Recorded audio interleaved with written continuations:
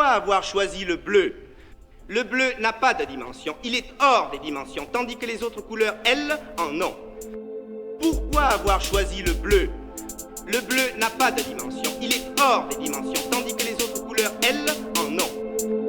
Pourquoi avoir choisi le bleu? Le bleu n'a pas de dimension, il est hors des dimensions, tandis que les autres couleurs, elles, en ont. Pourquoi avoir choisi le bleu? Le bleu n'a pas de dimension, il est hors des dimensions, tandis que les autres couleurs, elles, en ont. Tout ceci m'a étonné moi-même beaucoup, je l'avoue, et m'étonne encore beaucoup aujourd'hui. Pourquoi j'en suis arrivé là? Parce qu'il est toujours agréable, tout simplement, quand on a entrepris quelque chose, d'aller jusqu'au bout. Et l'on verra plus loin en conclusion, avec l'architecture de l'air, que je n'ai pas eu tort d'agir ainsi, bien que tout ait longtemps porté à croire que je m'aventurais vers une impasse.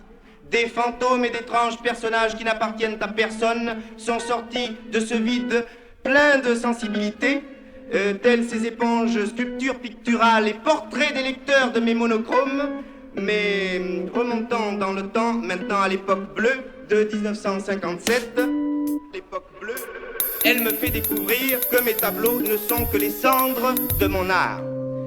J'expose des peintures monochromes, bleues, toutes identiques, de même format et de même ton chez Iris Clair et Colette Alindi.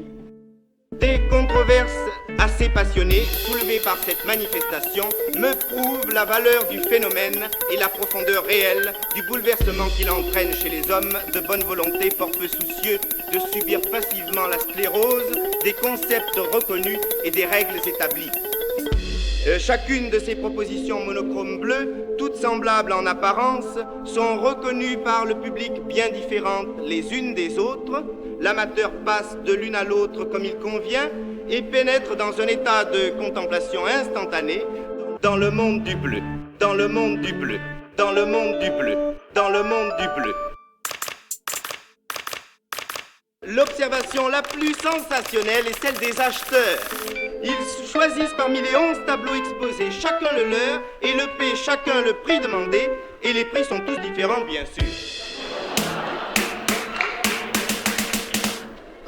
Ce fait sert à démontrer que la qualité picturale de chaque tableau est perceptible par autre chose que l'apparence matérielle et physique. Ceux qui choisissent reconnaissent cet état des choses que j'appelle la sensibilité picturale. Pourquoi j'en suis venu à cette époque bleue? Parce que avant cela, je présente chez Colette Alindi en 1956 et 1955 une vingtaine de surfaces monochromes, toutes de différentes couleurs, verte, rouge, jaune, violette, bleu, orange, et me trouve ainsi au début de ma carrière dans cette manière, ou tout au moins au début de la présentation au public de cette manière.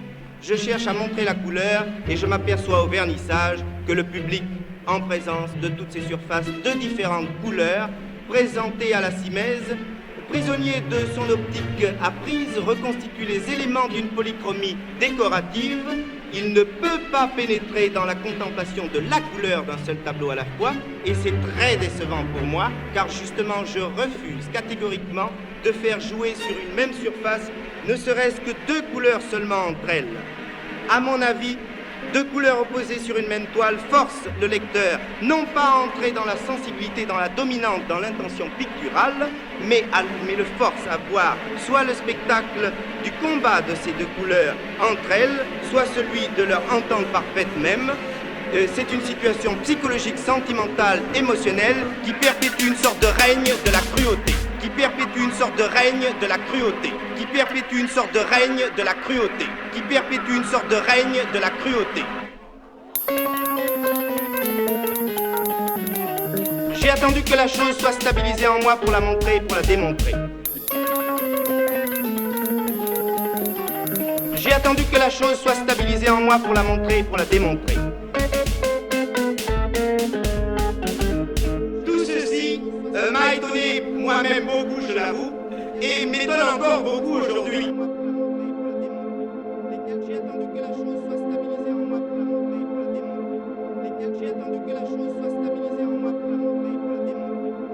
J'ai attendu que la chose soit